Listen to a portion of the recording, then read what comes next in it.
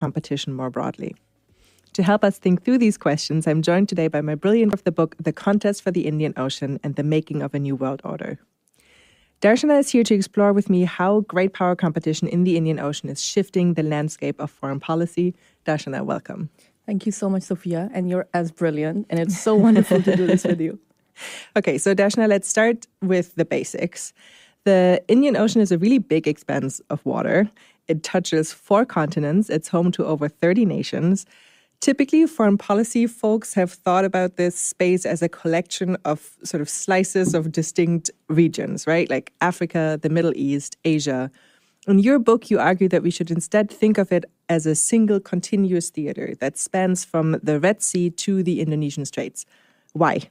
What geopolitical connections does this perspective sort of reveal to us? First, I would say that in the era of the Indo-Pacific, which is sort of a key pillar of foreign policy engagements for a lot of countries, the maritime domain is a core pillar in understanding that foreign policy engagement. So if we want to look at what's happening in the maritime domain, we have to look at the maritime domain as it is. And when you say the era of the Indo-Pacific, we didn't always talk about it as the Indo-Pacific. Yeah.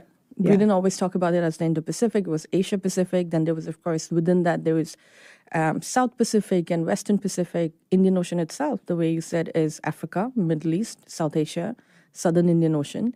And that's how the bureaucracy sort of came up. I think the argument, at least from my point of view, to say that we need to look at it as one consistent, coherent landscape is to better understand how developments on one corner of the ocean has an impact on the other side. For instance, Houthi attacks in the Red Sea is not just a problem of the Red Sea. It's a problem for Europe. It's a problem for Asia. It's a problem for Southeast Asia. It's a problem for the region.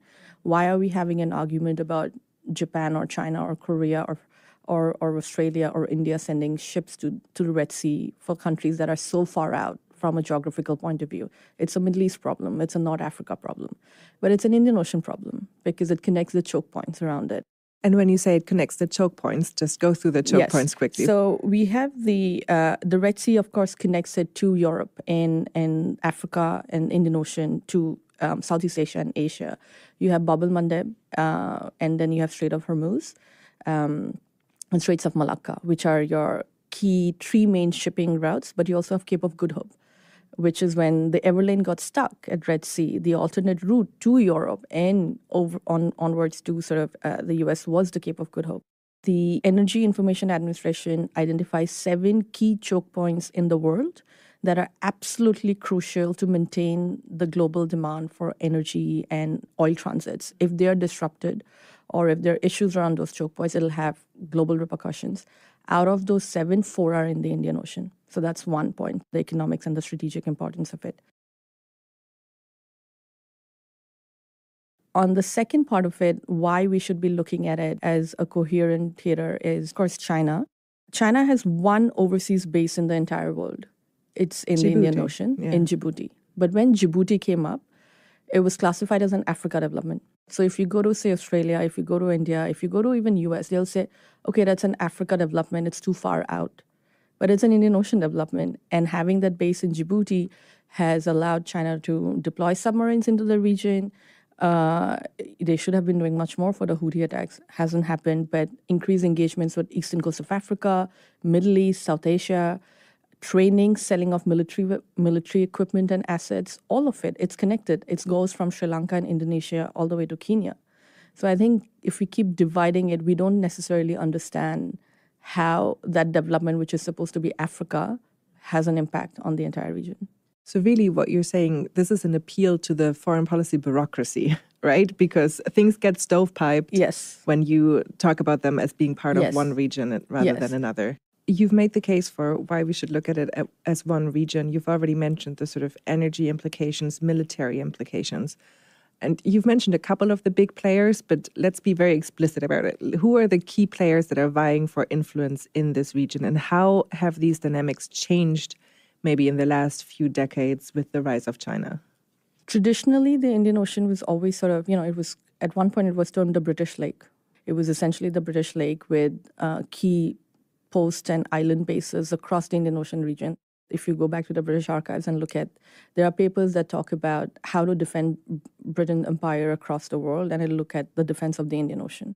At some point, of course, the foreign policies changed, and the Britain came up with the withdrawal of east of Suez in 1971. But for any power, any European power, or even, I think even in Asia, if you wanted to be a global power, it has always been attached to being a maritime power. And for Europe, being a maritime power was always important that you be an Indian Ocean power first, because that was your route to Asia. So the UK, the British Empire, really talked about sort of, defending the Indian Ocean and the bases in Indian Ocean region. Who are the players today? I mean, traditionally we think about India and the Indian Ocean. I think that's one classification that happens, but it's too big for it to be classified for just one country. United States was really big during the Cold War period because of competition with USSR. It's within these circumstances that Diego Garcia came up, the US and UK base in the Indian Ocean region. And then India, UK to an extent, Japan on development aid, Australia, who has the biggest exclusive search and rescue zone in the Indian Ocean region. And in terms of emerging today, it's of course China, but it's also countries like Saudi Arabia and Turkey and UAE and Russia. In terms of, I would say, a lot has changed since the war in Ukraine. But just before the war in Ukraine, they acquired a base in Sudan on the Red Sea for 20 years. And I think a lot of their engagement is based on USSR's footprint across the Indian Ocean region. Like, they have more diplomatic posts in the Indian Ocean than Australia. And that hasn't disappeared yet. Okay, so one thing that is really striking to me, you list these players. These are all major military powers or emerging military powers, economic powers. The nations and the territories within the Indian Ocean region are often much smaller, right? We're talking about island states here, small island nations. How are they experiencing the changing winds of geopolitical power competition in their region? This is something that really fascinates me in terms of while writing out the book, but also doing other projects in terms of how islands are beginning to shape great power competition. Up until now, we studied how smaller states get impacted by engagements between two great powers, how US and China will interact, what impact would it have on Sri Lanka and Maldives and others. But for the first time, I think islands' choices and the agency of it and the choices, the economic, foreign policy, and military choices they're making is having an impact on bigger powers' resources. For instance, Sri Lanka's choice to engage with China or Maldives, or Comoros with Turkey, or Madagascar with Russia, is having an impact on the region because they're welcoming these external players into the region. And when you say engage with, can you just walk our listeners through what is happening? So in terms of economic, political, military, strategic, diplomatic trainings, right? Like interpretation of UNCLOS. UNCLOS is interpreted differently by different nations. UNCLOS, the United Nations Convention on the Law of the Sea. Sorry, yes. Indian Ocean is very vast. Majority of the Indian Ocean is essentially international waters. So it's no one's responsibility. It's no Navy's responsibility. So understanding the law, the jurisdiction, the rights and regulations is very important. And these nations are looking to work with these greater powers. And it's also who's offering that. Like, for instance, let me give you, again, some examples. So when Maldives, the new president came to power, usually when a small island nation has a new government, the first overseas visit is usually your most strategic partner, which is pretty traditional and standard. When he came to power, the region was watching, is it going to be China or is it going to be India? It was Turkey. It was neither. When I go to Comoros and I ask them, who is your biggest strategic partner and who is your biggest strategic threat? And they say France and France. Partner and threat, did you say? Because they have a territorial dispute with France and they say France is a P5 member, so I can never get my issue resolved at the UN. They are my biggest strategic partner and they are my biggest strategic threat. And that was a very interesting framing for me. Wang Yi has been to Comoros, the foreign minister of China. No country has ever been, at the cabinet level. So those are sort of the engagements. And what are these countries hoping to get from these islands? The biggest foreign policy priority for any of these islands is diversification. So they're saying that we want a way out of being overly dependent on one partner for our political, economic, strategic. And for the first time in our independent history, we have choices. And that choices can come from Western nation, it can come from China, it can come from Turkey, it can come from UAE, depending on what I'm looking for. I think the biggest priority is sending a message to primary or traditional players saying that you are not my only choice anymore. I have choices. I think that's the first one. Second, what you're looking for is ways to address your domestic concerns quickest and fastest, which also helps you in your domestic elections, right? Like domestic politics. So Solomon Islands, they're hosting the Pacific Games. Somebody needs to build them the stadium. You need security forces to manage to hold regional games. And who's going to provide that security? It takes money. And the world will, or even at the UN level, they would say that there's so many funds that's accessible. And islands will say back to you, yes, there are all of this available, but is it accessible to me? So what's the quickest way I can address? Because I still have to do this. And what's the quickest way that I can do it? So the Solomon Islands, they want to host these games. They need funds. They need resources. Training, and capacity, they have resources. A choice of partners available. So who did they turn to? They did turn to China. They turned to China. They turned to sort of, they of course turned to Australia. There are multiple partners that are there, regional level as well. The concern is that the choices and at the level that China is able to offer and provide the capacities that are being asked and requested is something that traditional or the regional players did not anticipate. And how did the U.S. respond to this? Well, it's ended up in an absolute change in U.S. foreign policy toward the Pacific. It ended up United States in its foreign policy says we are a Pacific power. And despite being a Pacific power, there was no conversation with the Pacific Island nations. There was sort of no one had gone to the region in 42 years. And finally, Secretary Blinken went. There's now a summit-level meeting with the Pacific Island nations. You have new embassies come up. USAID has opened an office in Fiji. So you've had the actions of smaller nations with no match for military, economic, and political strength to the United States of America, who dictated a rearrangement of your resources for the Pacific. And that's the power of agency. Yeah. And we have to understand, accept, and acknowledge that that change is coming in. And now that we know there's that agency of power, and this is what is small island states feel and want to talk about, how do we change our foreign policy conversations to make accommodations and changes toward that? I mean, I'm sure you were engaged with U.S. policymakers at the time when they were making this decision. What was their thinking? What were they worried about when the Solomon Islands turned to China?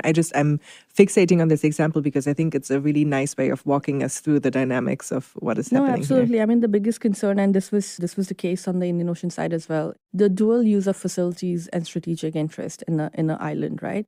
When Solomon Islands signed that agreement with China, there was a whole sort of, caught off guard what's going to happen in the Pacific. Why did developments in Solomon Islands freak so many people out? In 1942, when Japan attacked Pearl Harbor and then U.S. basically, U.S. was formally drawn into the war, U.S. forces took the leapfrogging and the island hopping strategy, where basically you had to hop across the islands in the Pacific to reach Japan and take Okinawa and defeat Imperial Japan.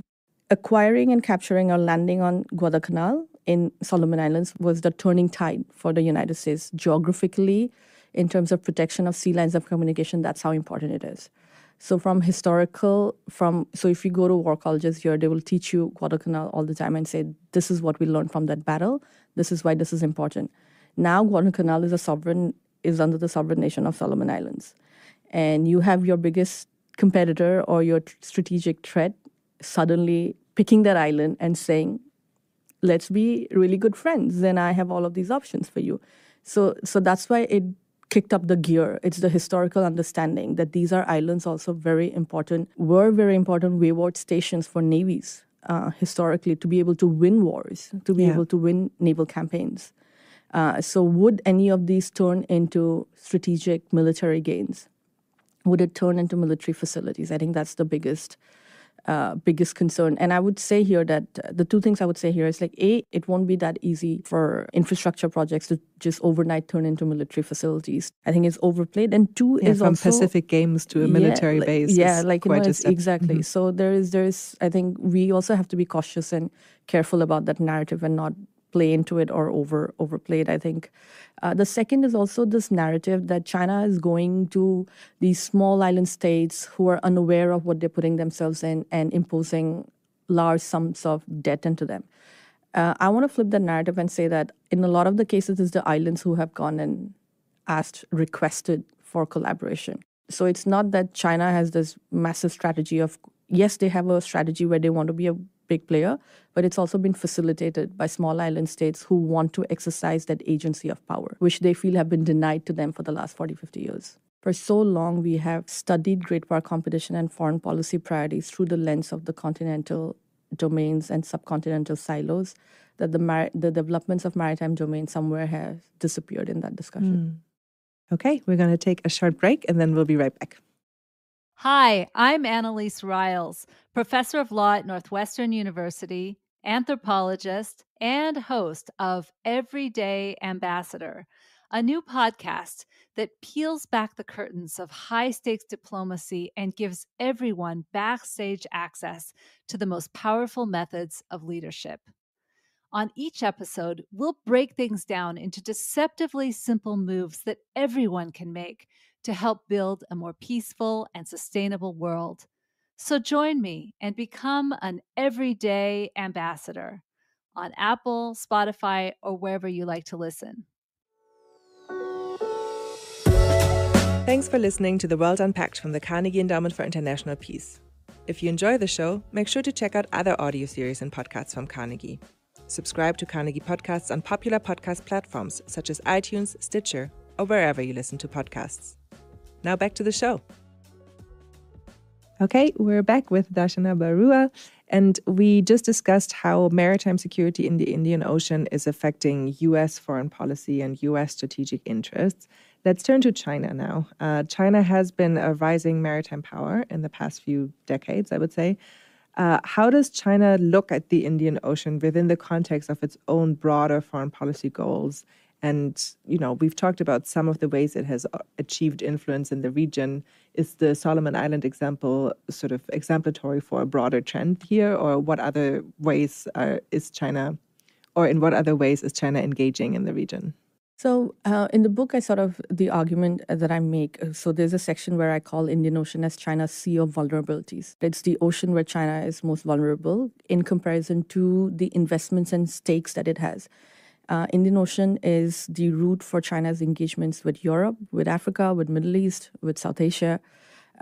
Its investments, its sort of diplomatic political gains, global South, it has a lot at stake in terms of to be able to engage and be present in that area. So in terms of the Pacific has and will always remain a very important theater for China because its biggest threat and competitor, the United States, is sitting across that ocean. Mm-hmm.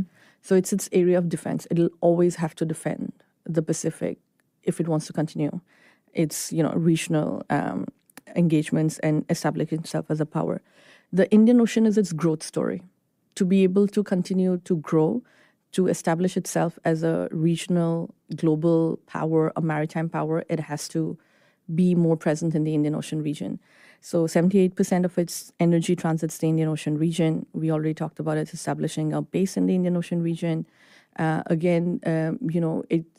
is doing much more in terms of non-military as well. China is a country that offered vaccines to Comoros, water crisis in Maldives, China is there. MH370 goes down, China is there. It's showing presence. It's showing the capacity to offer help to the region. From my point of view, till the time China cannot secure its sea lanes of communications running through the Indian Ocean region, there'll always be a point of vulnerability in its military calculations and threat. We talk a lot about the Malacca dilemma, which was Hu Jintao saying that if you can't protect the Straits of Malacca, United States or any of its partners someday can disrupt it and choke China off its energy access, and that'll be the end of the conflict. But I think it's now agreed that China is not looking to enter into some sort of a global armed conflict with anybody. So if we are in a long state of drawn-out contestation with China, the Indian Ocean is where you have options for deterrence, but also escalation. From my point of view, the Red Sea and Bab el-Mandeb is equally important than the Straits of Malacca because that's where the energy is coming in from. So you mentioned the potential for sort of a long, drawn-out stalemate in this region between the U.S. and China. Here in D.C., we know that many policymakers are fearful or already convinced that armed conflict with China will become a reality in the not-so-distant future. So do you think that such an armed conflict is inevitable in this region? And how does the Indian Ocean play into this? How might the changing landscape that you've described throughout our conversation there influence the future developments in the U.S.-China military tension? In the Indian Ocean, I think China will be in competition with more than the United States. The one thing about the Indian Ocean, it's home to a lot of middle powers. There are a lot of countries that have a lot of stakes, whether it's Indonesia, India, South Africa, but also European nations for whom trade and economics of it is very, very, very important. So I think that competition would get really accentuated in the Indian Ocean region because no one country dominates it, but everyone has significant amount of stakes. So it's no one's jurisdiction, but everyone's reliant on it to be able to protect their own shipping lines, as opposed to the Pacific, where you have smaller pockets of dominance of South Pacific or Western Pacific, and of course the United States. I don't see an armed conflict breaking out in the Indian Ocean region. I think that is going to be the theater that will support anything that happens in the Pacific. If there is a Taiwan Strait crisis, as envisioned in the way I think policymakers or the strategic community in DC talks about it, there's going to be a massive role that Indian Ocean is going to play. Any support that comes from it will come from the Indian Ocean side, both for US and its partners and for China. So do we have an understanding, do we have the maritime domain awareness to say how many Chinese submarines transit and go into the Indian Ocean region? Is there one Navy who has that answer? No, because it's no one's area of responsibility. Where would it hide? Where would it send the support? What role would India play? What role would South Africa play, if any? We are beginning to see exercises between South Africa and China, with Russia, UAE, Saudi Arabia. What role would any of these countries play? It's not going to be, I don't think so it's going to be a conflict in the Taiwan Strait that will purely just between United States and China. I think it'll have a huge impact on the other side of the strait. One of my arguments that I say is the Indian Ocean is the theater for deterrence. The more you have a presence and say that this is your sea of vulnerability, and this is where I have my strength. So you're deterring that action or delaying that action from being played out in the South Pacific. But going back to the first point of discussion, bureaucracies look at it in silos. So anyone with Taiwan Strait contingency in Washington is not looking at the Indian Ocean aspect of it. But from a military point of view, you would look at it. Yeah. Okay, so we've talked about the sort of classic areas, traditional areas of interest, the economic interest, military interest, energy interest in the Indian Ocean. Before we close, I wanted to talk about an emerging technology that affects the power dynamics and interest in this region, and that is seabed mining. So can you just briefly walk us through, first, maybe for our listeners, what is seabed mining, and then how does it affect the dynamics in the Indian Ocean? Well, to put it really plainly, is mining of the ocean floor for critical minerals. Critical minerals that will solve our quest for transition into clean and green energy, your EVs and batteries and, the copper and magnesium. We are essentially running out of those minerals on land. But the ocean floor has been home to these modules for millions of years, and there's meant to be pockets of these minerals across the world in Pacific and Atlantic and Indian Ocean, which can be mined and be used to address the energy and the resource need for critical minerals. The problem with it is, first of all, there is no treaty, there is no law, there is no governance structure that tells you how to do this, because it's when United Nations Convention on the Law of the Sea was debated, it was too far-fetched out at that point to be debating. There's the International Seabed Authority, regulates exploration contracts, and through these contracts, we know by research and scientific missions that these minerals exist. Now, the question is, can we extract them in a way that can be used commercially, but also without harming the environment? Mm-hmm. So that's essentially the first primary major argument for it. And the reason that it's not regulated is that we're talking about international waters here. We're talking, most of it is in international waters at the bottom of the ocean. 95% of the ocean remains unmapped. In the book, I call it the commercialization of the deep sea. We're talking about opening it up to private sector, an area that is not regulated and that's not governed. And there's no treaty that tells you how to go forward with it. So this issue is actually it's actually a confluence of energy, climate, political, governance, economic, and military. Why military? At this point, there's only military vessels that access the ocean floor at that point for anti-submarine warfare and for your oceanographic, routes. Now, if you have private sector going out there to extract minerals, it's a license to be in oceans and waters which are not governed and regulated and monitored. And we just don't know how that is going to play out. It's completely unknown. For our listeners, there's a parallel here with space. It used to be only military spaceships that were able, military satellites that were able to penetrate into those outer areas. And now we have private sector commercial flights doing the same. So you would expect a similar dynamic with deep sea mining. Yeah, the issue that I see right now is purely being debated from a climate aspect of it, and which is the right angle, because it has a huge environmental and climate implication of it. But it's first and foremost foreign policy issue. It's a resource question. It's a resource question. Countries have to finally come up what they want to do with it. Because if technology is already, it's ahead of the foreign policy conversation, and technology is saying that we can do it, unless countries decide which way it's going to go and how it's going to go, you're going to keep playing catch up. In the maritime domain, there's non-state actors and sort of, non-traditional security threats that come up. Like fishing is an economic activity for the better benefit of the global world. It leads to illegal fishing. It leads to transnational crimes. So how are we going to address these issues? And that debate has to happen at the foreign policy level to keep up with the technological advances that private companies have made to be able to mine these minerals from the bottom of the ocean floor.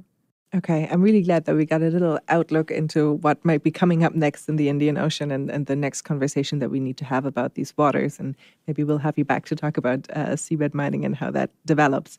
But we're wrapping up. At this point of the show, I like to ask my guests to recommend a book or a paper to our listeners who've gotten interested, who would like to better understand the issue. I have a hunch that I know which book you're going to recommend, Darshana. Please. Well, one, I would recommend Samudra Manthan. It's by Dr. Rajamohan, C. Rajamohan, who had written it in 2012. I think it stands to be one of the books that I refer to very, very often while writing my book, which I would say is the updated, probably the latest book on the Indian Ocean that has been written in a few decades, maybe, on what is happening on the region. So it's called The Contest for the Indian Ocean and the Making of a New World Order. Wonderful. Darshana, it was a pleasure to have you on The World Unpacked. We look forward to having you back on the show in the future. Thank you very much. Thank you, Sophia. You have been listening to The World Unpacked, an audio production of the Carnegie Endowment for International Peace. Views expressed are those of the host and guest panelists and not necessarily those of the Carnegie Endowment for International Peace. Subscribe to Carnegie podcasts on popular podcast platforms such as iTunes, Stitcher, or wherever you listen to podcasts. You can find our episodes on Carnegie's YouTube channel as well. Learn more at thecarnegieendowment.org. Thanks to the excellent Hiwan Park, who is our audio engineer and executive producer, and to Cameron Zotter, who is our videographer. I'm Sophia Besch, Senior Fellow in the Europe Program